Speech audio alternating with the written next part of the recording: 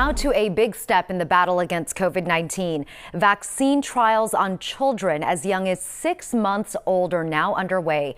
Cambridge-based Moderna announced this morning that the first child participants in its study have received their first doses of the vaccine.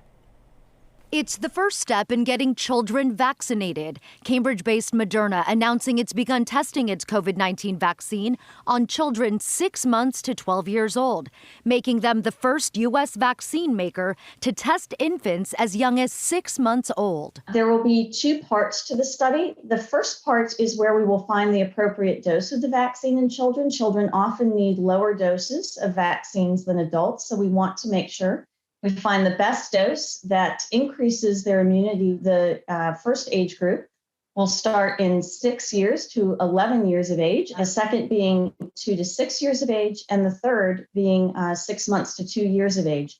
Why are we doing it that way? It's in order to make sure that if we identify a dose that's lower than the adult dose. Moderna plans to enroll 7,000 children from the U.S. and Canada in the trial. Dr. Steve Plimpton in Phoenix has already started enrolling some of his patients. We're not only going to benefit the children by getting these children vaccinated, but now we're also going to be protecting those around those children, the teachers, the parents at home, the grandparents at home. I think it's very important because we are exposed to people who might be immunocompromised or who haven't yet had the opportunity to be vaccinated. Rachel Guthrie is enrolling 2 of her children, 1-year-old Charlotte and 3-year-old Ollie, who's been attending preschool in person.